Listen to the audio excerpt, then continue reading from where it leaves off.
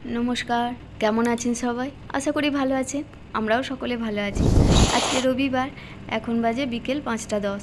তো আমরা বেরিয়ে পড়েছি। ও ডাক্তার দেখাতে চললো। তো বাড়িতেই আমাকে বললো, তুমি একাই বসে থাকবে, চলো আমার সঙ্গে। আর রিজুও নেই আজকে। আজকে ও ভাত খেয়ে দুপুরবেলাতেই ও বন্ধু বান্ধবীদের সঙ্গে বেড়াতে বেরিয়ে গেছে। তো বললো চলো আমরা ঘুরে আসি একটু। তো বেরিয়ে পড়লাম। ও ওষুধ আনতে চললো। ডাক্তার আগেই দেখিয়ে এসেছিলো, 1 মাসের ওষুধ দিয়েছিল। তো তারপরে আবার ওষুধ আনতে চললো। তো আমরা পৌঁছেও গেছি। আর ডাক্তারখানাটা একদম গ্রামের ভিতরে, মানে এখানে আমি কোনো দিন আগে আসিনি, কিন্তু ওর বাবার সঙ্গে রিজু এসেছে, ওর ঠাম্মাও একবার এসেছিলো, কারণ মায়ের ওষুধই আনতে এসেছে। মা একবার এখানে ডাক্তার দেখিয়ে গেছে। তো আমি ডাক্তারখানায় আর ভিতরে ঢুকিনি, আমি অন্য পেশেন্ট দাঁড়িয়েছিল তাদের সঙ্গে গল্প করছিলাম। তো ওষুধ নিয়ে চলে এসেছে, আমরা বেরিয়েও পড়েছি বাড়ি যাওয়ার জন্য। তো ডাক্তারখানাটা দেখতেই কিন্তু ওরকম গ্রামের ভিতরে। ডাক্তারটা কিন্তু খুবই ভালো, কারণ ওই ডাক্তার দেখিয়ে ও অনেকটাই সুস্থ এখন।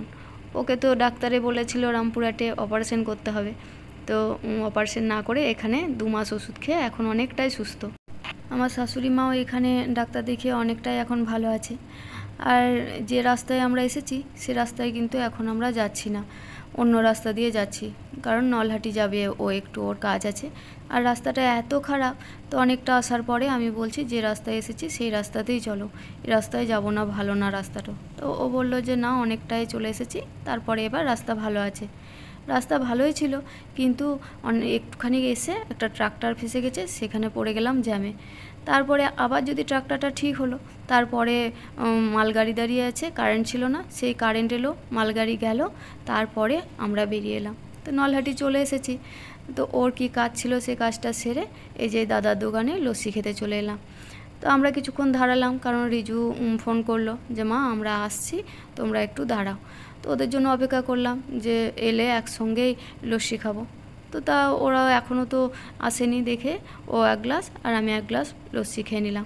লস্যিটা কিন্তু খুব সুন্দর করেছিল। তারপরে চলে এলাম মন্দিরে। আর মন্দিরে এই বাচ্চাটা দেখুন কি কিউট, মানে ওকে দেখে হয়তো কাউকে ভেবেছিল, ওর হাতটা ধরেছে। তো আমিও একটু আদর করে নিলাম, বাচ্চাটা এত সুন্দর। তারপরে চলে এলাম মন্দিরের ওপরে। তো আমি ওই লস্যি খেয়েছিলাম, একটু হাত ছিল। ওকে বললাম যে কোথায় কল আছে বলো, তো ও বললো মন্দিরের সামনেই দেখো কল আছে। তো হাতটা ধুয়ে চলে এলাম, দিয়ে মাকে প্রণাম করে নিলাম। পাশে হনুমান মন্দির, সেখানেও প্রণাম করে নিয়ে আমরা একটু মন্দিরের সামনেই সিঁড়িতে বসলাম। বসে একটু গল্প করতে করতে 2-1টা ফটোও তুললাম। আর মন্দিরের এই ফাঁকা জায়গাটায় এত সুন্দর হাওয়া, বসে থাকতে ভালোই লাগছিল। দুজনের মতো একটু টাইম পাস করছিলাম আর গল্প করছিলাম। তো গল্প করতে করতেই আমার ছেলে ফোন করলো যে মা আমরা চলে এসেছি নলহাটিতে, তোমরা কোথায় আছো? তো আমরা বললাম তোরা যেখানে আছিস সেখানে দাঁড়া, আমরা যাচ্ছি। তো আমি তো ফোন পেয়েই সঙ্গে সঙ্গে মন্দির থেকে বেরিয়ে গেছি। আর ও মন্দির থেকে বেরোতে গিয়ে কে পরিচিত পেয়ে গিয়েছে, তার সঙ্গে গল্প করতে লেগেছে। তো গল্প করে তারপরে ও বেরিয়ে এলো, আমাদের অনেকটাই দেরি হয়ে গেছিলো।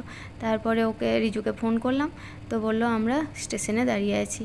তো সেখানে চলে এলাম। তো এসে তো আমি অবাক, দেখা হয়ে গেল রোজের সঙ্গে। এটা আমার আজকে বিরাট একটা বড় পাওনা, মানে আমি যে আজকে কার মুখ দেখে উঠেছি সেটাই আমি আজকে কল্পনা করতে পারছি না, যে কি বলবো, আমার এত আনন্দ লেগেছে আজকে। অনেক দিনের ইচ্ছে আমার একটা পূরণ হলো, মানে ওকে দেখার ইচ্ছে, ওর সঙ্গে কথা বলার ইচ্ছে আমার অনেক দিন থেকেই ছিল। কতদিন আমি নলহাটি কাপড় কিনতে গেছি, আমার পিছন দিয়ে টোটো দিয়ে পেরিয়ে গেছে, আমি দেখিনি। আমার ছেলে আমাকে পেরিয়ে যাওয়ার পর বলছে মা ও দেখো রোজ পেরিয়ে গেল। তারপরে এই বছর হোলিতে বোলপুর গেছি, মানে সবাই একসঙ্গেই ছিলাম, কিন্তু আমি দেখতে পাইনি। রাত্রে এসে আমার ছেলে বলছে মা রোজকে দেখেছো? তো আমি বলছি না। তারপরে আমার সে কি আফসোস রাত্রে এসে, যে এক জায়গাতেই ছিলাম অথচ দেখতে পাইনি। আর আগে আগে আমি ভাবতাম কোনোদিন যদি রোজের সঙ্গে দেখা হয় তাহলে কি আমি কথা বলতে পারবো, অত বড় একটা ইউটিউবার। কিন্তু আমার সম্পূর্ণ ভুল ধারণা ছিল, মানে এত ভালো মেয়েটা, মানে আমার সঙ্গে যে প্রথম পরিচয় সেটা দেখে কেউ বলবেই না, মনে হচ্ছে যেন আমাদের কতদিনের হয়তো আগে থেকে পরিচয় ছিল। আর ওর সঙ্গেই ছিল ওর বান্ধবী রাখি, মৌসুমি, ওরাও কিন্তু খুব ভালো, হাসি খুশি।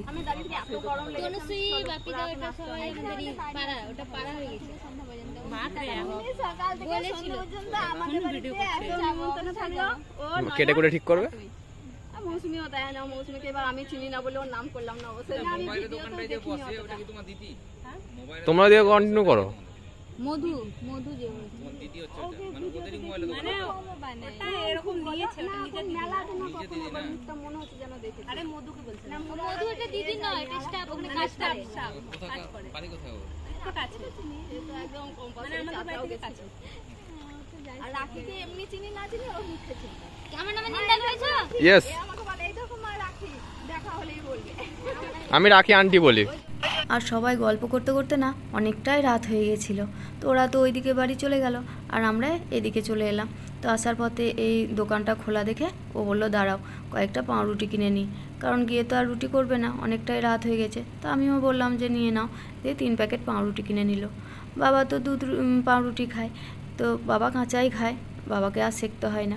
আর আমি কাঁচা পাউরুটি খেতে পারি না, গ্যাস হয়ে যায় প্রচণ্ড, ওই জন্য আমাদের পাউরুটিটা রুটি মেকারেই সেঁকে নিলাম। আমরা খেয়েছিলাম মাংস দিয়ে, কারণ দিনে মাংসর ঝোল করেছিলাম, ওই গ্রেভিগুলোই একটু রেখেছিলাম রুটি দিয়ে খাবো করে, তো ওই দিয়েই খেয়ে নিলাম।